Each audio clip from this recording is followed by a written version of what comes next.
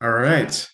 Okay, well, thank you everybody for joining us today, and thank you, David and Divya, for joining us for what is going to be a very interesting conversation today on the question of machine consciousness. So, before we get started with the talks for today, I just wanted to briefly introduce who we are and what we're doing for the folks who are attending the talk. So, my name is Alex Stubbs. I'm a postdoctoral fellow at University of Massachusetts, Boston, and I'm helping to co-organize this Future of Work lecture series.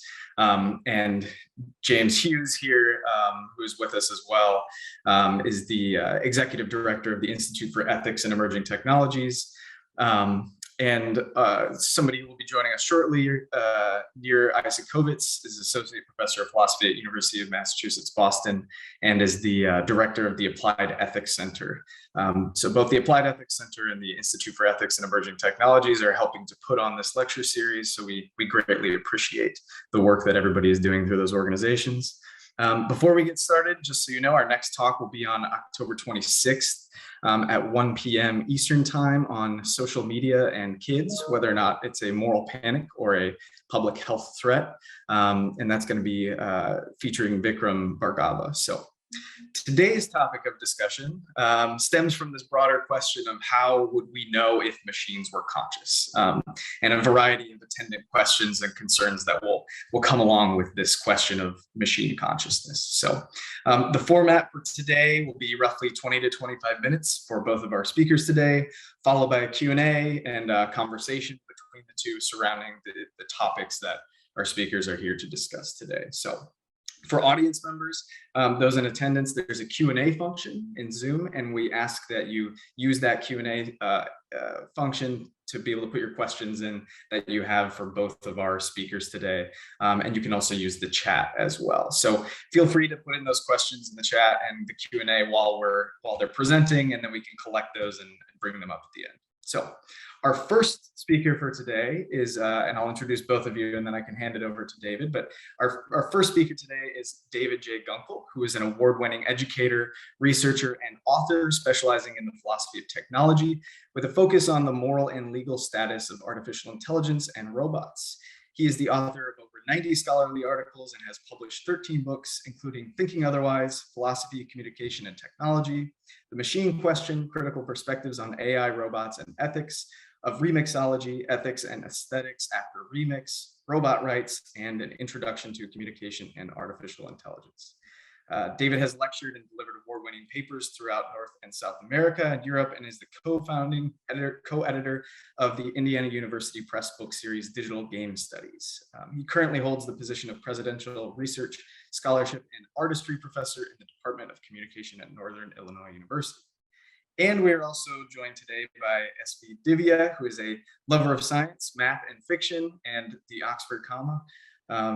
And I will join her in that as well. She is the Hugo and Nebula nominated author of Meru and Machinehood, and her stories have appeared in numerous magazines and anthologies. And she is a former editor of Escape Pod, the weekly science fiction podcast. Divya holds degrees in computational neuroscience and signal processing. So I will hand it over to David today to get us started. So David, take it away. All right, Alex, thank you. And thank you to both you and James for organizing this event, and to IEET and UMass Boston for having us here today. And I'm really pleased to have another opportunity to share the stage with S.B. Divya. We've done this once before at the Nebulas, and it's always a thrill to read her stuff and talk with her about it. So I'm really happy to be here. So I'm going to share my slides here and hopefully get this thing started. So give me one second here. All right.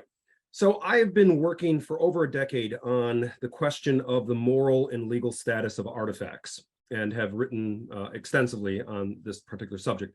But today I want to talk about the relational turn, why consciousness is neither a necessary nor sufficient condition for robot rights or the moral standing of AI. It's going to be a rather large overview of a wide range of items that we can talk about in greater detail, but I just want to get some ideas on the table that we can then utilize for our conversation and our discussion. So let's get going. Ethics is an exclusive undertaking. In confronting and dealing with others, whether another human person, a non-human animal, or an artifact, we make a decision between who is worthy of consideration and respect and what remains a mere thing that we can use and even abuse as we see fit. The question matters because it divides the world of entities into other persons who count and have a claim on us versus mere things that do not. Further complicating matters is the fact that this distinction is neither fixed nor stable. The boundary separating who is a person from what is a thing has been flexible, dynamic, and alterable. This is actually a good thing. Ethics and law both evolve and innovate by critically questioning their own limitations and accommodating many previously excluded or marginalized others, recognizing as persons what had previously been considered just things. The question that now confronts us at the beginning of the 21st century is the machine question. That is, can we, or should we, recognize AI, robots, and other seemingly intelligent artifacts as another socially significant entity with some claim on us? Or are they nothing more than a mere thing, an instrument, an object, a tool, or a piece of property? Responses to this machine question tend to pull in two very different and opposite directions. On the one side, you have those opposing any form of social status for artifacts, asserting that these technologies are just things or objects that do not possess and will not come to possess the necessary conditions or capabilities to be considered something more. On the other side, there are those who favor extending some aspect of social status to AI and robots by arguing that these technological things either have or will soon be able to possess one or more of the necessary and essential properties to be something other than a mere thing. What is interesting about this debate is not what makes one side different from the other. What is interesting is what both sides already agree upon and share in order to come into conflict in the first place. And for me, the real problem is not that this shared philosophical scaffolding has somehow failed to work in the face of AI and robots. The problem is that it has and continues to work all too well, often exerting its influence in its operations almost invisibly and without question. So what I want to present today is really designed to respond to this problem. We'll begin by first identifying and critically examining three seemingly intractable philosophical difficulties with the standard method for deciding questions of moral status. In response to these demonstrated difficulties, the second part will introduce and describe an alternative model, one which shifts the emphasis from internal properties of the individual entity to extrinsic social circumstances and relationships. Finally, I'll conclude by explaining how the goal in all of this is not to complicate things, but to introduce and formulate a meta-ethical theory that is more agile in its responses to the unique opportunities and challenges that we face here in the 21st century. So in responding to others and doing so responsibly, we typically need to distinguish between what is a thing and who is another person. As Roberto Esposito, who arguably wrote the book on this matter, explains, if there is one assumption that seems to have organized human experience from its very beginnings, it is that of a division between persons and things. No other principle is so deeply rooted in our perception and in our moral conscience. What is important is not this difference, but how this differentiation comes to be decided and how it is justified. In order for something to have anything like moral or legal status, it would need to be recognized as another person and not just a thing. Standard approaches to addressing and resolving these matters typically proceed by following a rather simple and straightforward decision-making process, or what we might even call a moral status algorithm. In this transaction, we first make a determination as to what property or set of properties are sufficient for something to have a particular claim to moral recognition and respect. We then investigate whether an entity actually possesses that property or not. And then finally, by applying the criteria decided in step 1 to the entity identified in step 2, it then becomes possible to objectively determine whether the entity in question either can have a claim to moral status or is to be regarded as a mere thing. Now, this way of proceeding sounds intuitively correct and natural. On this account, questions regarding moral status are firmly anchored in and justified by essential properties or the nature of the being that we are looking at and is determined to possess them. In this transaction, what something is determines how it ought to be treated. Or to put it in more formalistic terminology, ontology precedes and determines social, moral, and even legal status. But there are three problems with this approach: problems with determination, definition, and detection. First, how does one determine which exact property or set of properties are necessary and sufficient for something to be a moral subject? In other words, which one or ones count? The history of moral philosophy can in fact be read as something of an ongoing debate and a struggle over this matter, with different properties vying for attention at different times. And in the process, many properties that at one time seemed both necessary and sufficient have turned out to be either spurious, prejudicial, or both. Irrespective of which property or set of properties, then, each of these also have problems with definition. Take, for example, the property of consciousness, which is often utilized in the discussions and debates regarding the moral status for intelligent machines and artifacts. Unfortunately, there is no univocal and widely accepted definition of the term. The problem, as Max Bellmans points out, is that the term unfortunately means many different things to many different people, and no universally agreed core meaning exists. In fact, if there's any general agreement among philosophers, psychologists, cognitive scientists, neurobiologists, AI researchers, robotics engineers regarding the property of consciousness, it is that there is little or no agreement when it comes to defining and characterizing the concept. Then there are epistemological difficulties with detection. Most, if not all, of the properties that are considered morally relevant, like consciousness, sentience, or the experience of pain, are internal mental states or capabilities that are not immediately accessible or directly observable.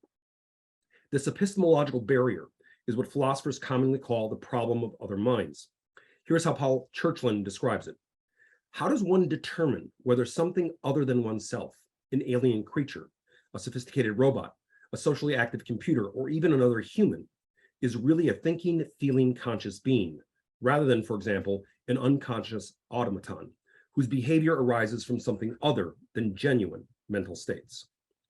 Although philosophers, psychologists, cognitive scientists, and neuroscientists throw an impressive amount of argumentative and experimental effort at the problem, so far it has not been resolved in any way approaching what would pass for definitive evidence.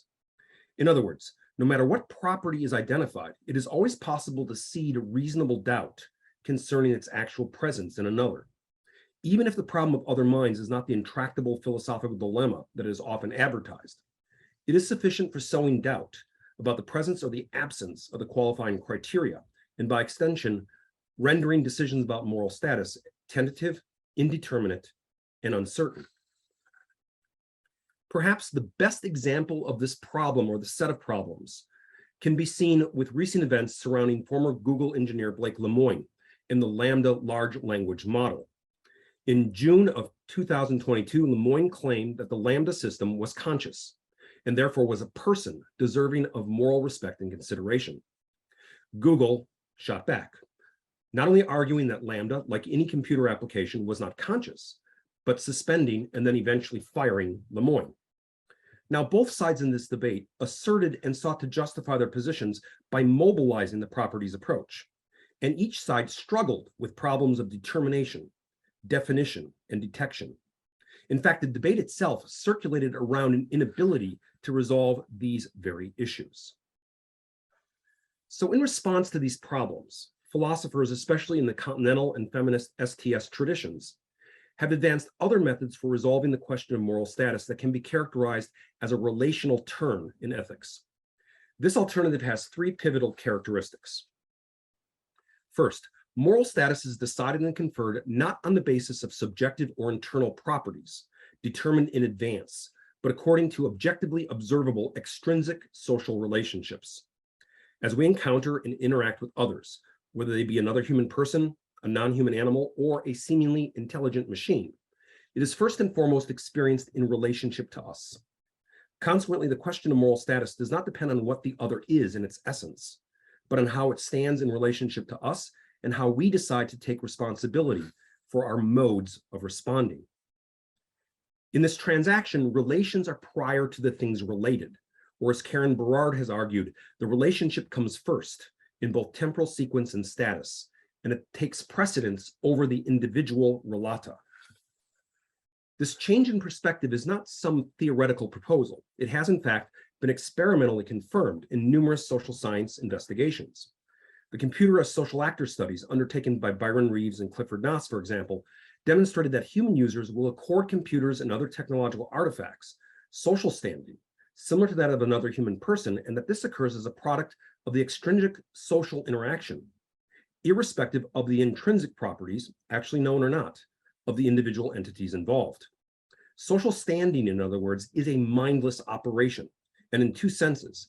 It does not require a resolution of the problem of other minds, and it is something that we automatically do, often without thinking.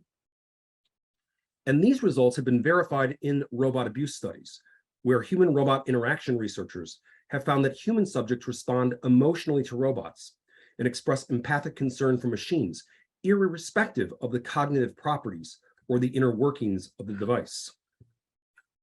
Second, this alternative is phenomenological, or if you prefer, radically empirical in its epistemological commitments. Because moral status is dependent on extrinsic social circumstances and not internal properties, the seemingly irreducible problem of other minds is not some fundamental epistemological limitation that must be addressed prior to resolving any sort of moral question. Instead of being derailed by the epistemological problem and complication of other minds, the relational turn immediately affirms and acknowledges this difficulty as the basic condition of possibility for any ethics whatsoever. Consequently, the ethical relationship, as Emmanuel Levinas writes, is not grafted onto an antecedent relationship of cognition. It is a foundation and not a superstructure. It is then more cognitive than cognition itself, and all objectivity must participate in it. Ethics then not only transpires prior to and in advance of resolving these epistemological dilemmas, it provides the foundation for addressing and responding to these questions in the first place. This means the order of precedence in moral decision-making should be reversed. Internal properties do not come first, and then moral respect follows from this ontological fact. We actually have things backwards. We project the morally relevant properties into or onto those others who we've already decided to treat as being socially and morally significant. In social situations, then, we are always and already deciding between who counts as morally significant and what does not. And then retroactively, we justify these actions by finding the essential properties we believe motivated this decision-making in the process. Properties, therefore, are not the intrinsic prior conditions for moral status. They are products of extrinsic social interactions with and in the face of the other. Finally, making moral status dependent on consciousness or other psychological capabilities belonging to the individual is thoroughly Cartesian. Other cultures distributed across time and space do not divide up and make sense of the diversity of being in this arguably binary fashion. They perform cuts separating the who from the what, according to other ways of seeing, valuing, and acting. And we can identify alternative ways of organizing social relationships by considering cosmologies that are not part of the Western philosophical lineage. As Archer Petras explains in Making Kin with Machines, the Plains Cree language divides everything into two primary categories, animate and inanimate. One is not better than the other. They are merely different states of being. These categories are flexible. Certain toys are inanimate until a child is playing with them, during which time they are animate. A record player is considered animate, while a record, radio, or television set is inanimate. But animate or inanimate, all things have a place in our circle of kinship. This alternative formulation runs counter to the dominant ways of thinking, seeing the boundary between what Western ontologies call person and thing as being endlessly flexible, permeable, and more of a continuum than a mutually exclusive opposition. Similar opportunities and challenges are available by way of other non-Western religious and philosophical traditions. In her investigation of the social position of robots in Japan, Jennifer Robinson finds a remarkably different way of organizing the difference between living persons and artificially designed and manufactured things. Anochi, the Japanese word for life, encompasses three basic, seemingly contradictory, but inter-articulated meanings. A power that infuses sentient beings from generation to generation, a period between birth and death, and most relevant to robots, the most essential quality of something, whether organic, natural, or manufactured. Thus, robots are experienced as living things. The important point to remember here is that there is no ontological pressure to make distinctions between organic, inorganic, animate, inanimate, human, non-human forms. On the contrary, all these forms are linked to form a continuous network of beings. Now, these are not the only available alternatives. And by citing these two instances, the intention is not to suggest that these different ways of thinking differently are somehow better than those that have been developed in Western philosophical and religious traditions. These alternatives are just different, and in being different, offer the opportunity for critically questioning what is assumed to be true and often goes by without saying. Gesturing in the direction of other ways of thinking and being can have the effect of shaking one's often unquestioned confidence in cultural constructs that are already not natural, universal, or eternally true. So let's just sum this up then. Ultimately, the question concerning the moral status of others and other forms of otherness, like AI and robots, is not really about the artifact.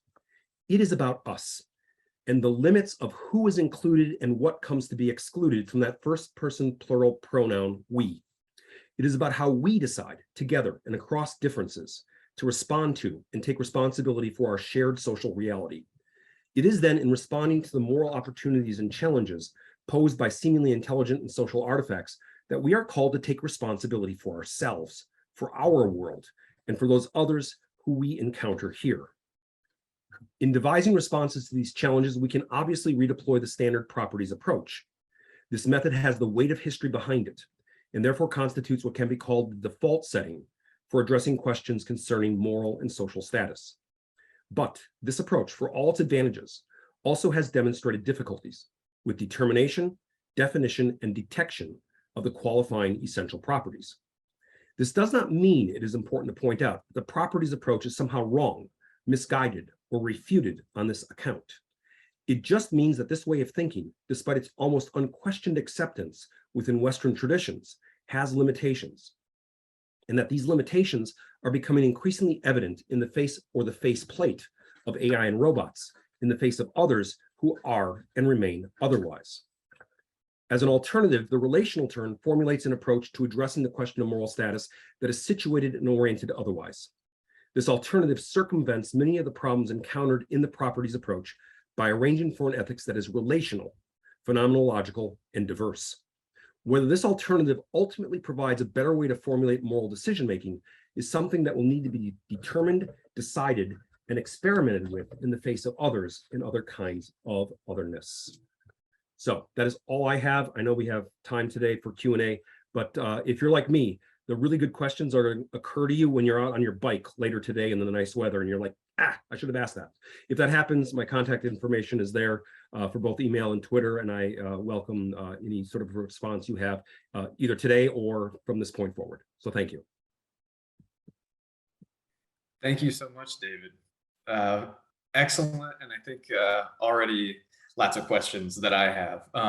So before we get to the Q&A, however, we're going to hand it over to Divya, and I do want to remind everybody, if you have questions, feel free to put them in the Q&A section at the bottom of your screen on Zoom. So thank you, David, so much, and Divya, over to you. Thank you, David, for saying a lot of what I considered when writing my own novel, but in much more formal and academic terms. So a little bit about me real quick. I am not an ethicist or a philosopher. I write science fiction, and prior to that, for about 2 decades, I was an engineer. I studied computational neuroscience and later signal processing. And so I tend to come at this particular topic more from science, technology, and I guess the humanistic values of fiction. But I think I end up arriving at a lot of similar conclusions to David, but there's a few places where we will diverge. So I wrote a novel a few years ago called Machinehood. I began drafting it in 2017 when there were a lot of pressing questions about the future of work, about automation, about how human beings are going to compete and thrive in a world that is increasingly dominated by artificial intelligence. I took exception to the term artificial intelligence pretty early on because to me, it encapsulates a lot of concepts, especially in popular culture, that are not reflected by real systems. And so when setting out to write my novel, I wanted to explore science fictional tropes and how we might reconsider them in light of what's actually happening. So some popular tropes, right, that I think most of us are familiar with, having either read or watched science fiction over the past century. The origin of the term robot comes from Karel Čapek's play RUR and Rossum's Universal Robots, which were basically a form of free labor that arose as an allegory, as science fiction often is, about workers' rights. And we saw a lot of the revolution 100 years ago, and that actually fed into my own questions of what is the next revolution going to look like. But in pop culture, especially from Hollywood, and also in a lot of science fiction, people tend to jump over all the technical steps that are going to be required to get us from the neural networks and the computer systems of today to sentient conscious beings that reflect ourselves. And that's ultimately what we end up looking for, is personification, whether it's Lieutenant Commander Data as an android in Star Trek, to HAL, to the software agents in the Matrix. We are mostly interested in humanistic questions. Who are we? What are we? And without our emotions, without our drives, we don't tend to relate very well to other types of beings. I threw R2-D2 in there because I think Star Wars actually has some of the most positive and occasionally realistic representations of what advanced robots and artificial intelligence might look like, which is not very human. R2-D2 never speaks English. It's up to the humans to learn the robotic language. It's not anthropomorphized. It's not gendered. It's not a lot of the things that we tend to take for granted in pop culture conceptions. And so going from there, I want to kind of delve very briefly into where are we actually at versus the popular conception of machine intelligence. And this kind of ties back to, I guess, my own background a little bit in terms of my field of study in the mid-90s, which kind of bridges the origin of the neural network, which was the perceptron back in 1969. Very, very simple mathematical structure, but that gave us a framework for nonlinear adaptation for the first time. And it was modeled after the way a neuron works. So taking inputs at its synaptic connections with dendrites, converting them into basically an on-off signal that then transmits down the axon and comes out the other end. This allowed us for the first time to model human intelligence in a mathematical and eventually computational form.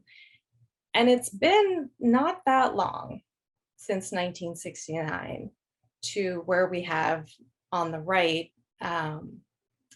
AlphaFold, which is discovering new proteins, right? It's doing the work that scientists have been trying to do on their own for many decades and has solved a lot of issues, as well as coming up with entirely new structures that are being potentially utilized to develop all kinds of biochemistry. So we've gone in basically half a century from a very, very simplistic model to a proliferation of highly complex systems, most of which have been gated in the past by computational limitations, hardware, software, and data. When I was studying in the mid-90s, we were lucky to have 100 samples to feed in to train a neural network. And today we have billions, if not trillions. And that data is just proliferating thanks to the internet. And as we were talking earlier, people signing over their lives, their information, and their privacy to corporations who are willingly able to collect mass amounts of information. where are we going next? You know, we're hitting a plateau again, I think, with hardware limitations that we'll probably see another jump with either quantum computation or other forms of semiconductors.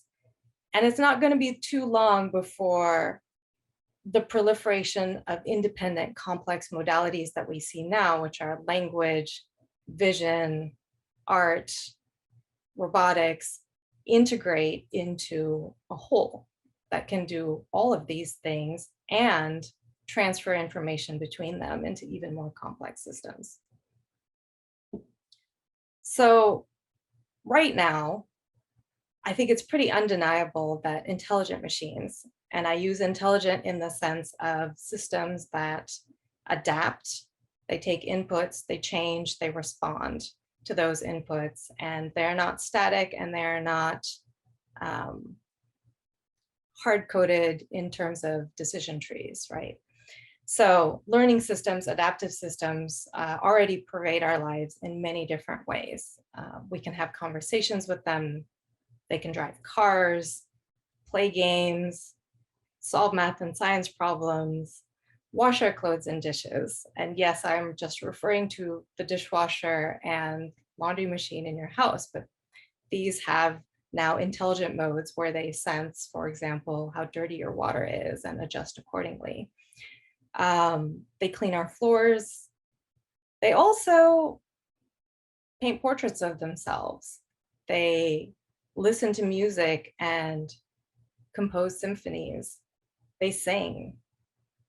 They work in our factories. They help us perform surgery. And apparently they're running for office in New Zealand, which is Sam. So I think it's, you know, it's pretty clear that on top of all this, let me hold up real quick for the camera the most obvious example, right, of artificial intelligence that I think a lot of us have, which is Google Assistant, Siri, or Alexa. We are not going to escape from interacting with these systems. And as David said, these sorts of relational transactions are going to impact how we treat these systems, but also how we treat each other. So where's the science? This is near and dear to my heart. Christoph Koch was one of my advisors, and he and Crick have come up with attempting to formulate a scientific model of consciousness, the neural correlates, and to try to actually see where in the brain this thing that we call consciousness develops. How can we test it? How can we simulate it? And how can we measure it? Others have done really interesting work with plants. You can anesthetize a plant, which doesn't necessarily have a brain the way most animals do, but does have electric and neuronal connections. And so if you can make a plant unconscious, does that inherently imply that it has a state of consciousness? I think the average person is going to say plants are not conscious, not in the way that animals with higher order brains are. But this kind of goes again back to one of the things David was saying, which is that these are not necessarily dichotomous categories, right? It's not, yes, it's conscious, no, it's not conscious, but there is a spectrum of consciousness as property inherent to the things around us. Others have done work or starting to do more work in taking that particular biological definition of consciousness in the sense of being aware of your surroundings and responding to it, and measuring how brain activity changes as you apply anesthesia even to a human. So science is kind of coming at this from a different angle than the philosophers and the ethicists, right? They are trying to figure out how can we define consciousness? How can we quantify it? How can we understand its basis in physicality? And I think once we do that, if we can do that, right, that can potentially provide some answers as to whether these incredibly complex intelligent machine systems we're building also have some of these same properties and structures, and whether we can then reconstruct them the same way that we have in terms of adaptive systems modeling our neuronal connections. And finally, some of the questions that I think, again, that David kind of addressed from the ethical perspective. Are human minds special relative to other forms of life? And I think this really is a really hard question to answer without touching on religion, because fundamentally, the monotheistic, Abrahamistic religions believe that human beings are special, and other religions and other cultures don't believe that we are exceptional. And so that's something that we generally don't like to tackle because religion is a touchy subject.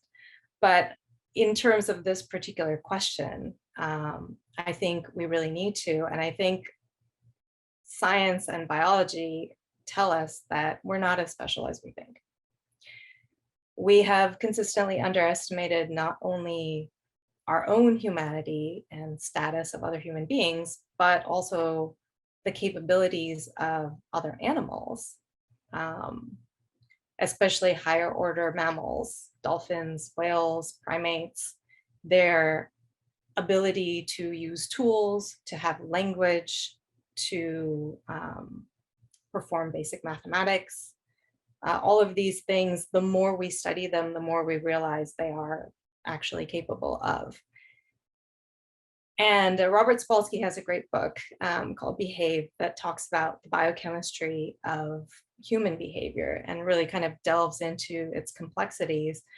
But one of my big takeaways from that is we're not as in control of our thoughts and our behavior and our consciousness as we might think, right? And thinking itself is a very loaded term because the brain works in many different levels, and only a small portion of it is the part that we consider conscious thought, rational thought, self-awareness, free will, self-directed behavior. All of this is actually in a fairly limited portion of our biochemistry, and it's intensely affected by everything else in our brain and our bodies and all of this signaling.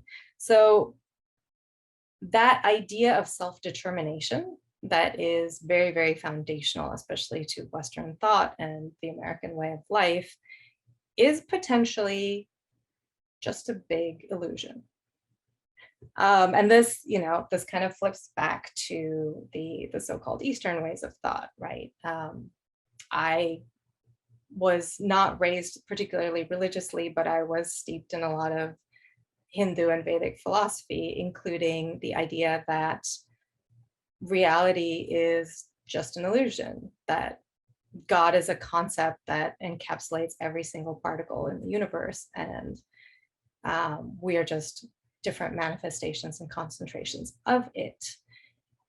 And there's a philosophical concept of panpsychism, right, which kind of takes that and tries to apply it to the scientific idea of consciousness. And can we imbue consciousness into everything as physical property, in which case are our ideas of sentience and self-awareness simply an emergent property of that from the complexity of our biochemistry? So big weighty questions. I don't claim to have any answers to these, but I think all of it ends up feeding into today's question and discussion topic. And so I'm going to step back for a second and look at another favorite science fictional concept, which is not the robots, but the aliens.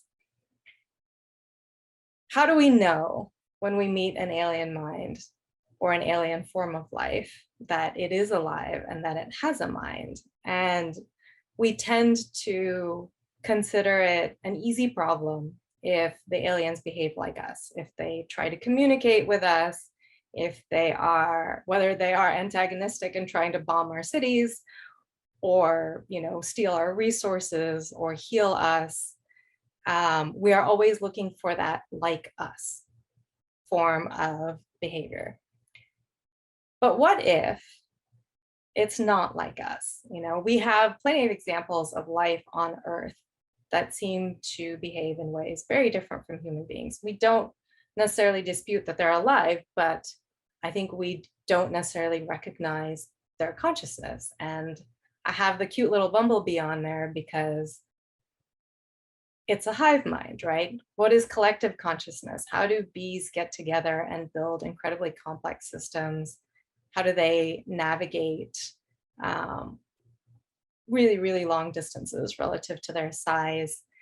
How do they communicate and coordinate with each other? Because it's not a way that we yet recognize. We don't understand, and we can't rebuild a swarm of bees to do these kinds of complex tasks. So we're getting very, very close, I would say, with drone swarms and the way that we program them to interact and form fairly complex designs and execute those autonomously. But do we consider a bee conscious, and do we consider a hive of bees a different form of consciousness from an individual bee? And similarly, you know, we can extend that all the way up to human civilization, right? Are we a collective global consciousness that is at a different state from each individual?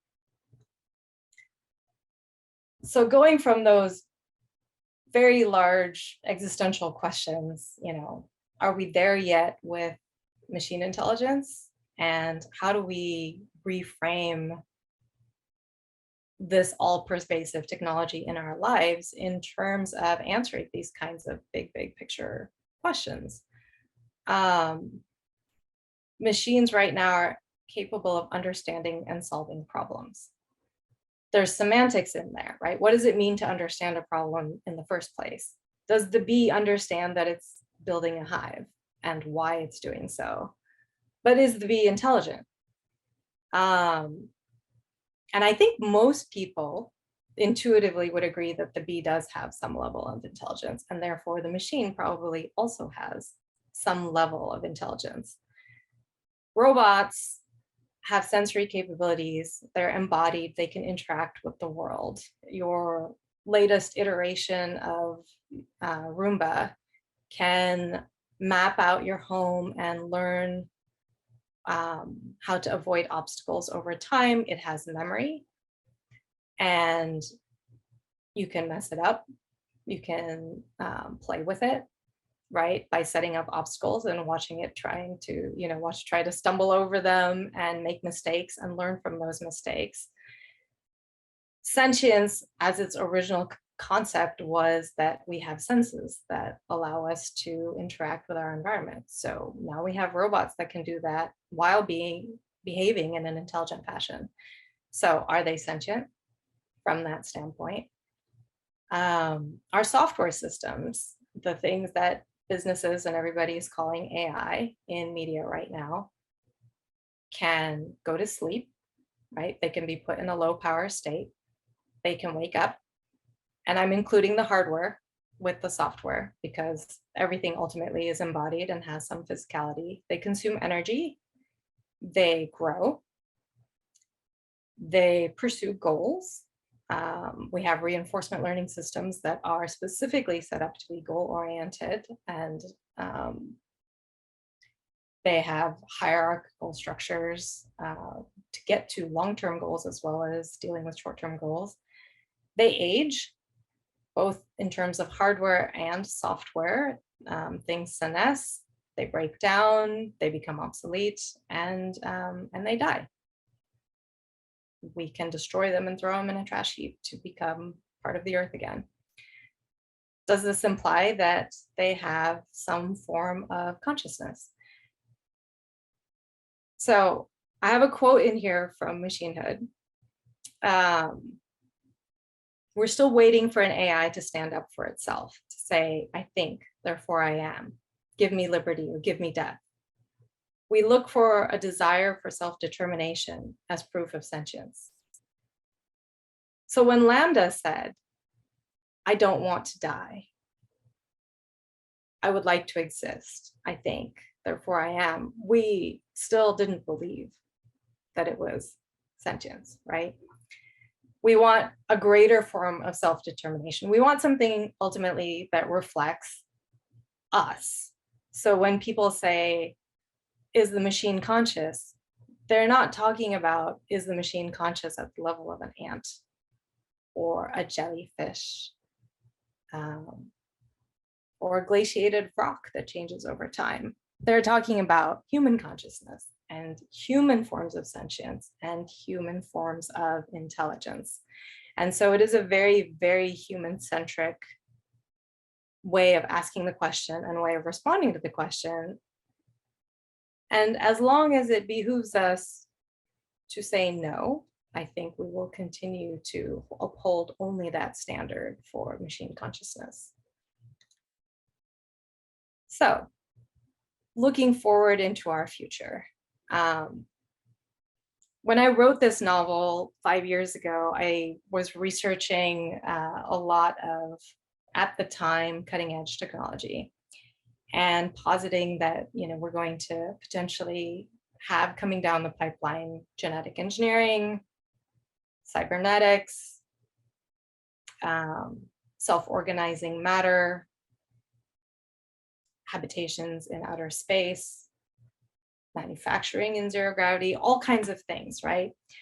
We have quantum computing. We have many, many ways of potentially accelerating the already rapid pace of development in terms of machine intelligence and technology that integrates into every single aspect of our lives, and technology that is rapidly becoming difficult to live a successful life without access to.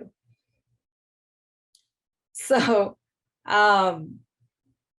one of the things that I considered in the novel is capitalism, competition, and the race to the bottom. In that, as long as labor is competing for income, and we are in this cycle of ever increasing productivity, human beings are threatened by and going to have to deal with the integration of these technologies into our lives. Now, I happen to believe that in the long run, humanity is going to find new ways to work, because looking at the parallels from history, that is what has happened in the past. Every time someone has said, in 50 years, we're going to be living lives of leisure because something else is going to do all the work for us, they have not only been wrong, but they've been wrong in the opposite direction. We work more than ever today. We work in order to bring ourselves entertainment.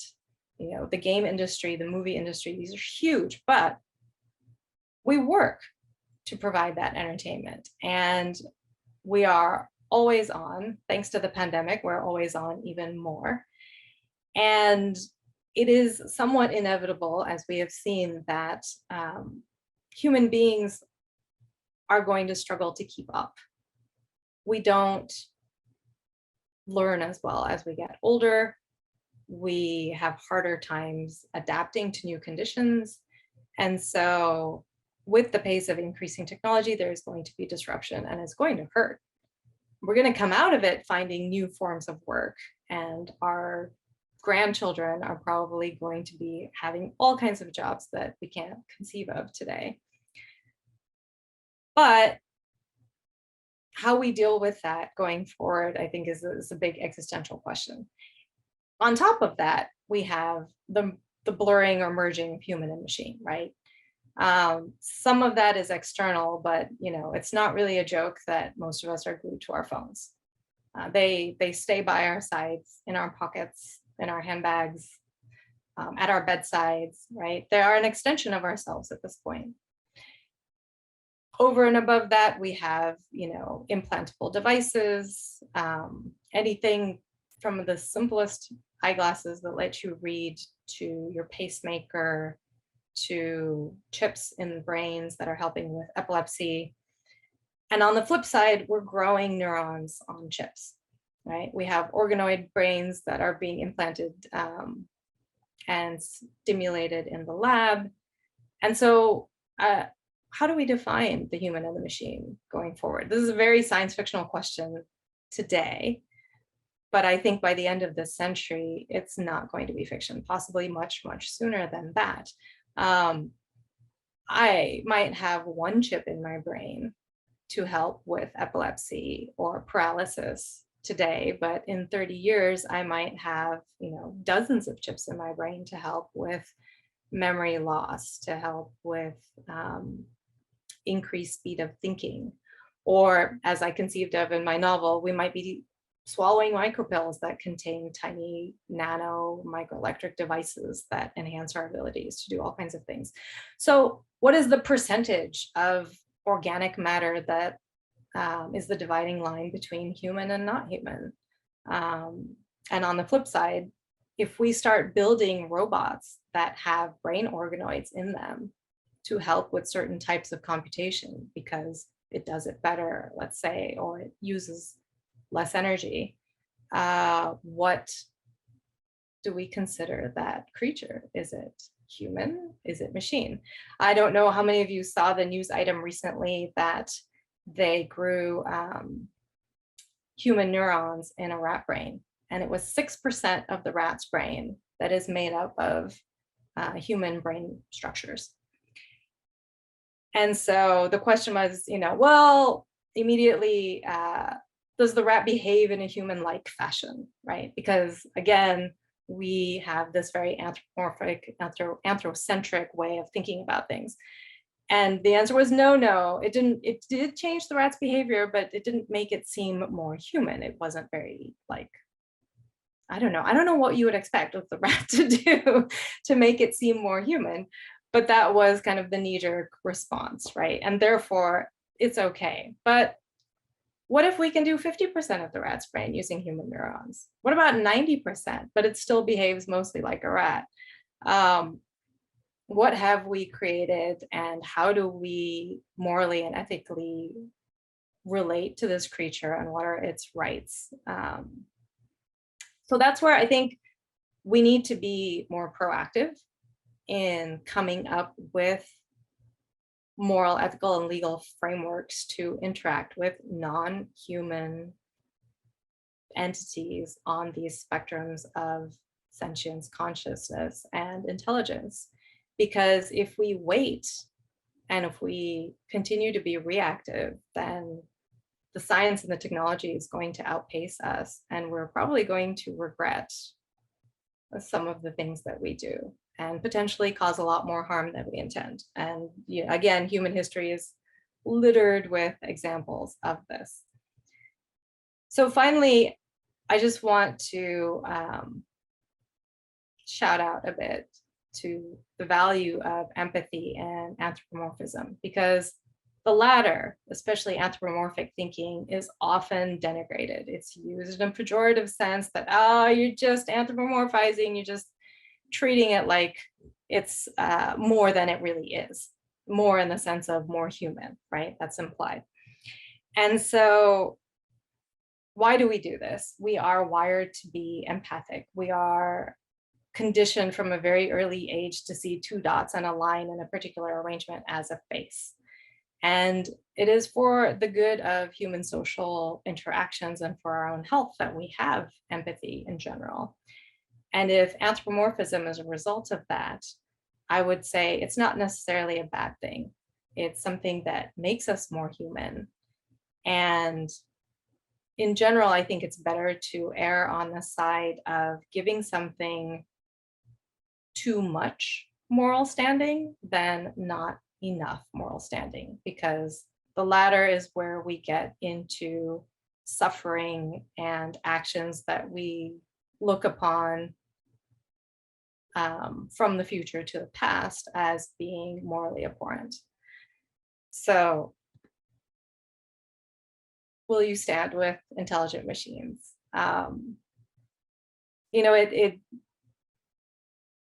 it's not as funny a question as it was when we asked it 10 years ago or 20 years ago or even 2 years ago. And I think the window of opportunity to answer it in a way that integrates into our social fabric and hopefully improves social outcomes, not just for human beings, but other forms of life and non-life, that window is rapidly closing. So if you'd like to learn more about the book or read the very fictional manifesto that I wrote for machines, go to machinehood.com, and more about me at my website, sbdivya.com, or via my Twitter account at Divya's Tweets. Thank you. Really fascinating stuff. And I think both your talk and David's talk really complement each other in different but really important ways. So I have all kinds of questions, but I also want to be respectful of the folks in attendance. And so some of these questions that have already popped up in the Q&A may be directed at one or both of you, but I invite both of you to comment on them and to use this as a sort of a jumping off point for a broader conversation if you find that interesting. So let's go ahead and start with David's question in the chat, who says, I struggle with giving diverse folk psychological ideas so much credence in deciding which entities have rights. If a society, for instance, Sparta, decides that young children have little moral status and could be thrown down a mountainside, does a relativistic account of moral status give us any basis to object to that behavior? What about the Taliban group whose intuitions deny rights to girls to be educated? And I suppose I would add to this my own question that came up during this talk is already thinking about the ways that we treat animals according to this sort of relational approach. Dogs are in our homes and they're a part of our families, but pigs and cows are taken to the slaughter. So I wonder, if you, David and Divya, if you both have thoughts on this. So I'll start because I think it was directed at something I said. So this is a really good question because it's the question from the objection of relativism. And I think the relational turn has been justifiably so criticized for openings onto questions regarding relativism, this idea that if any relationship counts, then anything goes kind of thing. I've written extensively in response to this objection, and I can supply a text I wrote recently that responds directly to the relativism question, but I'll give you a quick version of it here, just to sort of whet the appetite. There are efforts recently to recast moral philosophy in a way that doesn't make relativism the opposite of absolutism or universalism. And so there are, like Luciano Floridi and others, who've thought about relationalism as an alternative to relativism. Or you have people like Charles S., who've argued for a pluralism as an antidote to the absolutist versus relativist way of thinking. But for my money, I think the really powerful response to this is Rosie Brodati's reading of Amerindian traditions and perspectivism. Whereas perspectivism allows for multiple perspectives on the same problem that is affording a kind of diversity of responses and a negotiation between those diverse responses. But I won't say more because it gets really complicated into the entire history of moral philosophy and the way relativism plays in both the Western traditions and non-Western traditions. But I can supply you with a text very easily if you want to read further about it, and I'm happy to discuss it further. I'm going to jump in and take a slight objection to folk psychological ideas, because I think there's an inherent value judgment right there.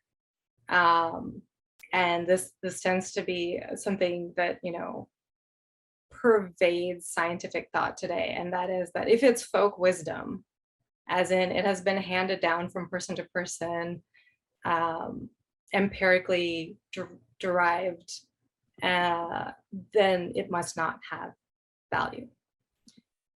Not unless it has been corroborated by modern scientific study.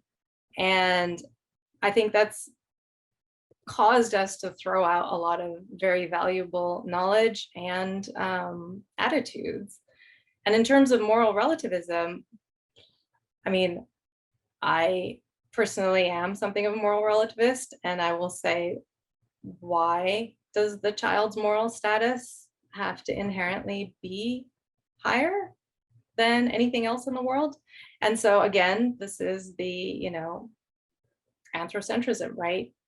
Humans, we do value ourselves, but should we be valuing ourselves more and seeing our lives as more valuable than everything else around us? And so I think we have to be intentional about answering that question, and we have to be honest about it as well. If we are going to say that human lives are the most valuable thing on earth, that then has ripple effects on how we structure all the rest of our moral decisions. And I don't know if we should answer that with a yes. It's often assumed that yes, because life is self-interested. But given our higher order thinking, and as Alec was saying, if we look at the way we treat animals, if we look at the way we treat the environment, and we look at the way we treat machines, it's not necessarily a good reflection upon our own morals and higher order thinking to say that our lives trump every other one. Yeah, thank you. Nir, I noticed you unmuted. Do you have a question? And I'll also invite James, both of you and Nir to jump in when you see fit. Yeah, thank you so much for a really fascinating talk, David and SP. I guess my question was, how much is the relational approach really open to the accusation of relativism? Isn't there an argument to be made that the relational approach in some way is in the end derivative from a properties approach, in the sense that the robot or the artifact derives its value from the web of relations around it, but the web of relations only matters because of the properties of the people who are in it. So it matters what the different relations to it are, because it inherently matters what the people in that web think. So I'm wondering if the relational approach can be defended without a sort of robust commitment to the properties approach in the first place.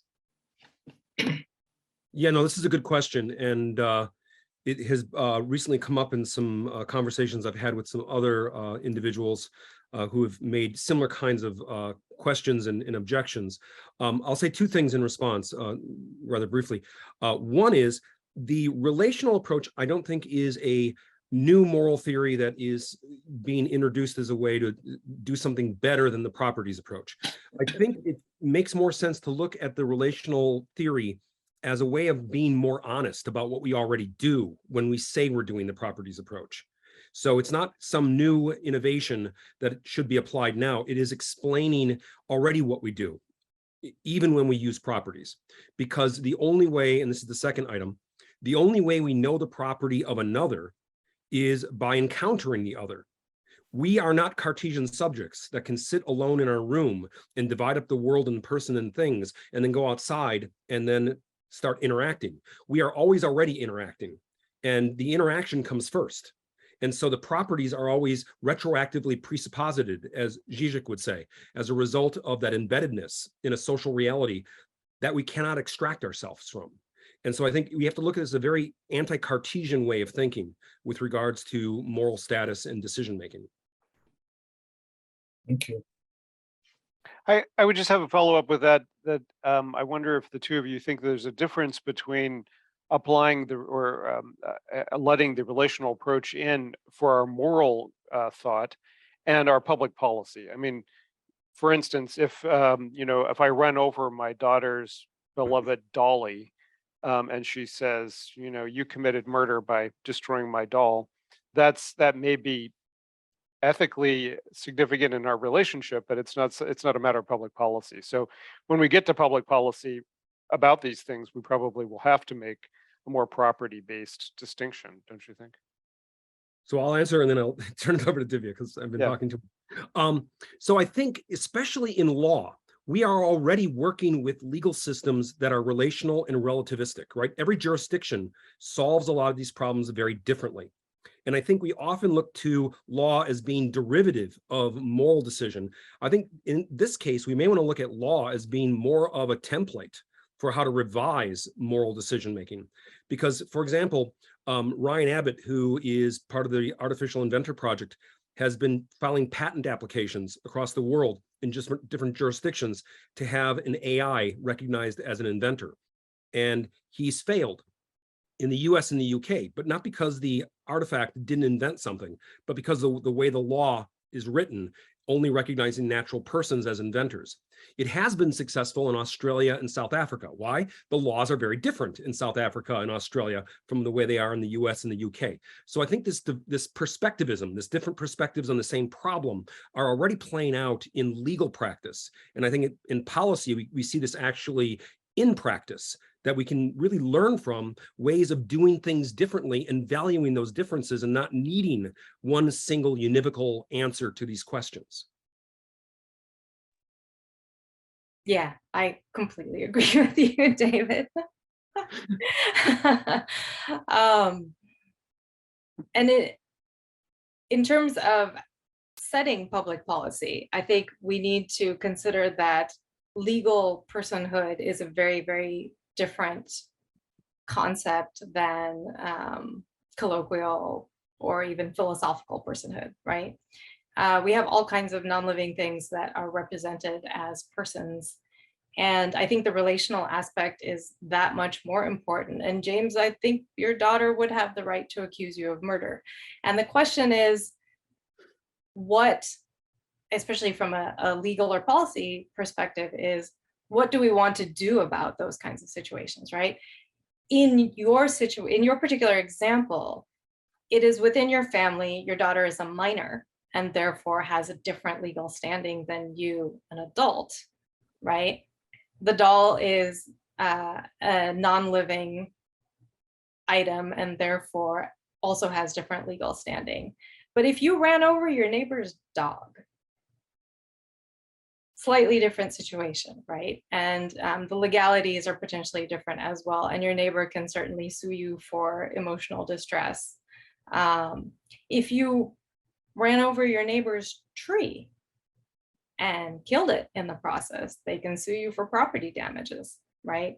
So that tree has, you know, a certain legal standing relative to your neighbor's rights as a property owner.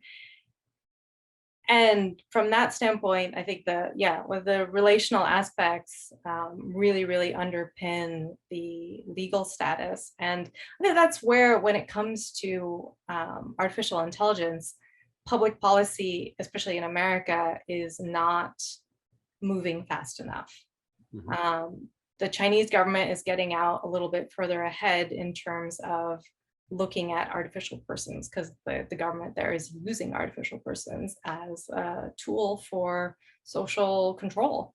The Biden administration recently, put out a framework for an AI Bill of Rights that's mostly looking at it from a technology standpoint and a data and privacy standpoint, but not really considering, again, robotics, things like phones and assistants, and the way that they interact with our lives and the way that we as human beings relate to and value these items. And so I think we need to kind of broaden the way we are considering crafting policy to move beyond corporations versus individuals to corporations, individuals, and property as sort of a triangular relationship.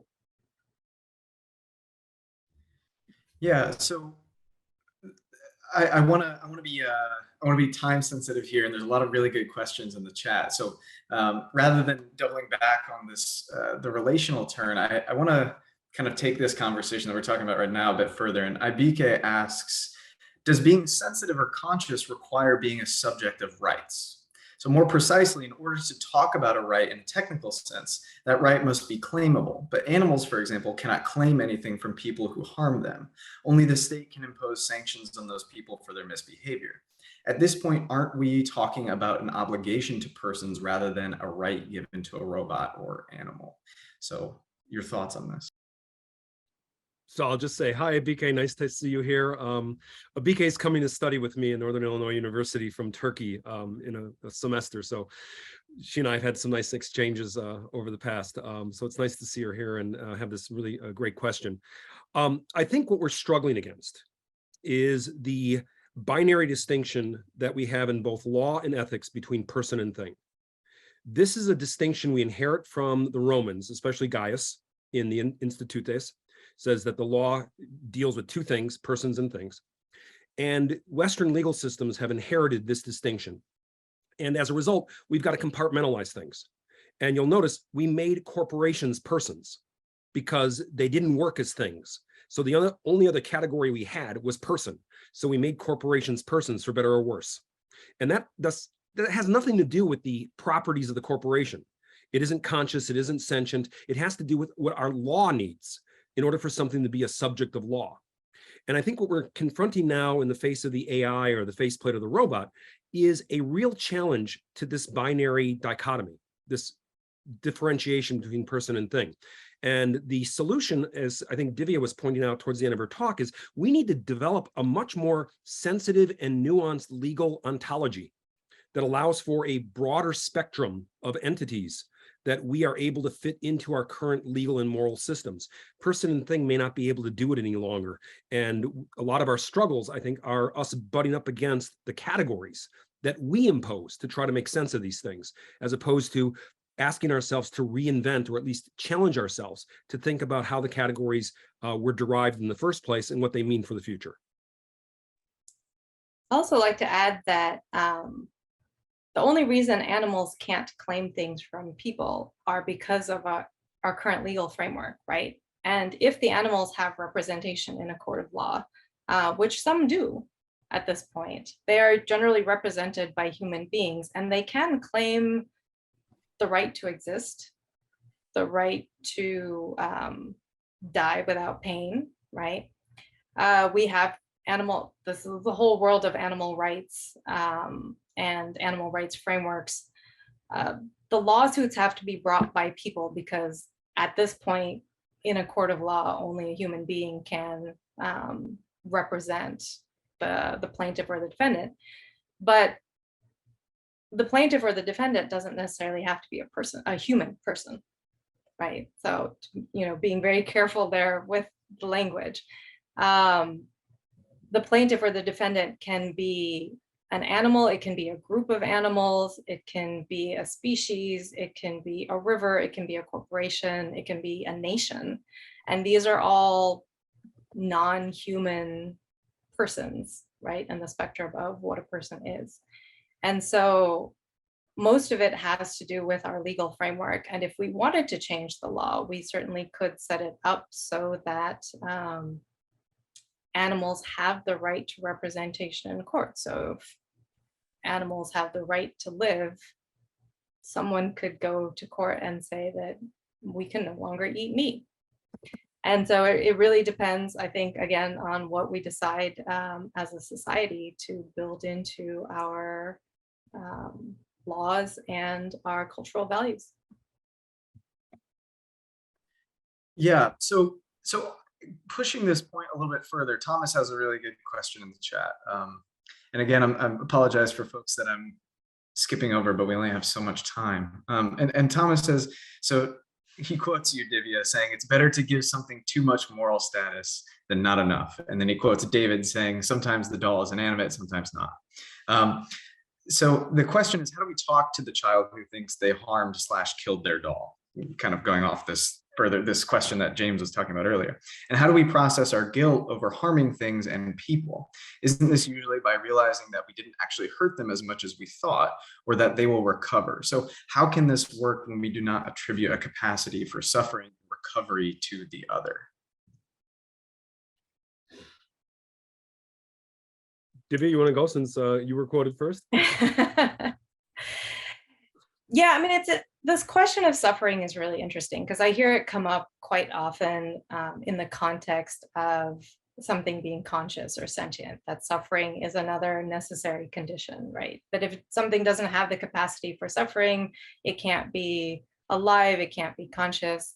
How do we know that it's not suffering? We're using suffering in the context of biological systems, of human experiences of pain and suffering. I'm very sure that James would agree that his daughter suffered from the doll's destruction.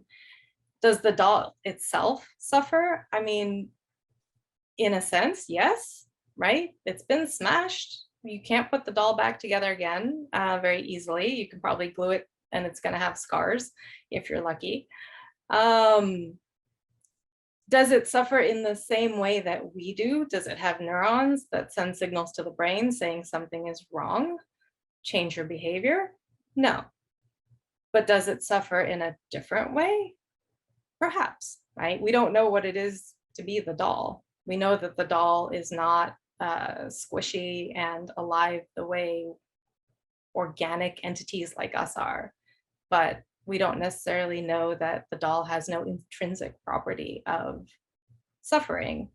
And so I guess that's where I come at the, too much moral status is better than erring on the side of dehumanizing, which is what we generally tend to do because of the guilt. Guilt is another form of pain. And in order to alleviate that pain, we distance ourselves from the action that caused it, because that is what we are biologically ingrained to do.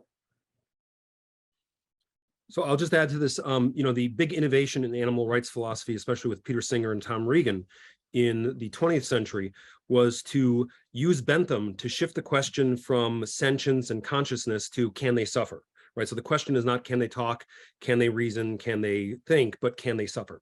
And so animal ethics really made suffering the sort of linchpin to the property decision about who has a right or a claim and who does not, or what does not. But already in the latter part of the 20th century, the animal rights innovation is being challenged by a number of other innovations, mainly out of environmental ethics, in which determining questions of suffering are no longer the status marker for who or what has a status as a moral subject. And the environmentalists that responded, especially the deep ecology people who were responding to the challenges that were posed by the animal rights thinkers, actually created another framework for looking at how we make these decisions that doesn't even use suffering as a criteria by which to derive these kinds of outcomes.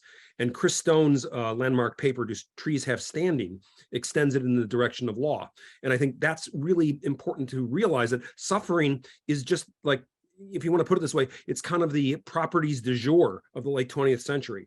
And we've kind of evolved beyond that through other innovations in not just environmental ethics, but also information ethics that people like Luciano Floridi have developed in the early part of the 21st century.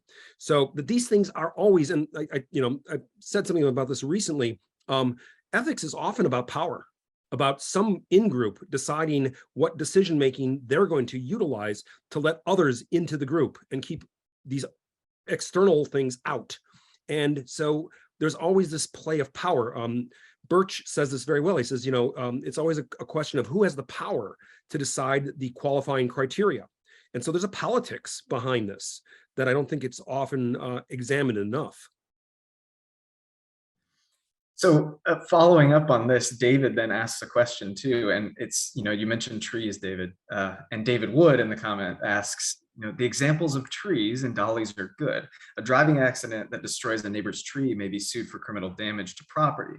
But what if the neighbor is from a community that insists trees are sacred and that any destruction of a tree is tantamount to murder? Therefore, the driver deserves to go to jail for murder. So sort of pushing this kind of intuition a bit further. Yeah. I mean, why not? If you live in a society that considers trees sacred, then yes, the driver would be liable for murder.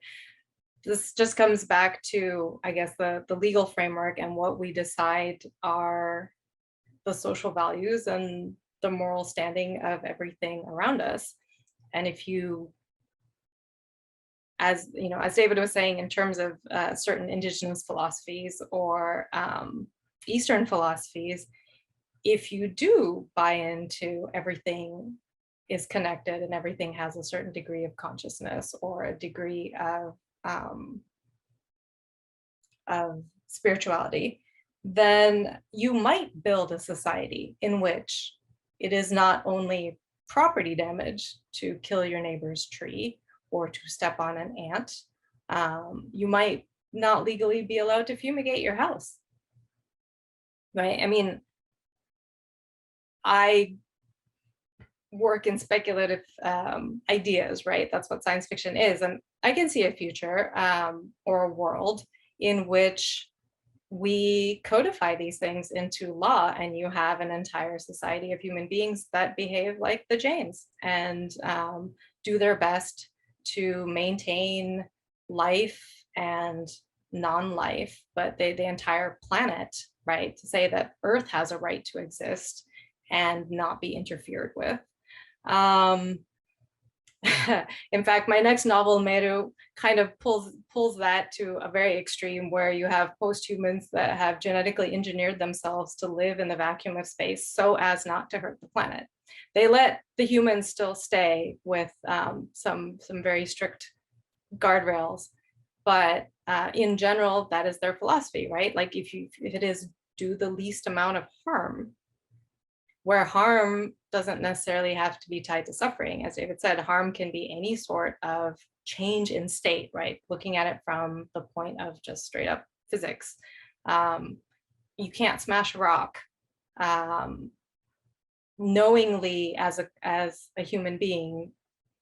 If this is your moral core, then you do everything in your power to abide by those rules, and you can legislate all of that. So the only reason we don't is because we don't give the tree the same value that we give the dog. And we don't give, frankly, the dog the same value as the child. And sometimes we don't give the dog the same value as the house and the land that it sits on. So it's not even always just a linear thing in terms of life and intelligence and consciousness. It has a lot to do with economics and political will. So perhaps one final question for you both, and then we can, and I'm sure I'm opening a can of worms here, but Divya, you mentioned at the very beginning of your talk that Star Wars does a great job of portraying robots in a more positive light, and they're very often non-human-like. And so I guess my question, getting back more specifically to robots themselves, is do you think then, given the sort of relational approach that both of you are discussing here, do you think that we want to be building robots that are reflective of what human beings are like? Or ought we be focused on the kind of R2-D2 non-human type robots? I mean, what are the issues that arise from, I'm wondering, does it building human-like robots recreate the kinds of biases that we already have towards other human beings?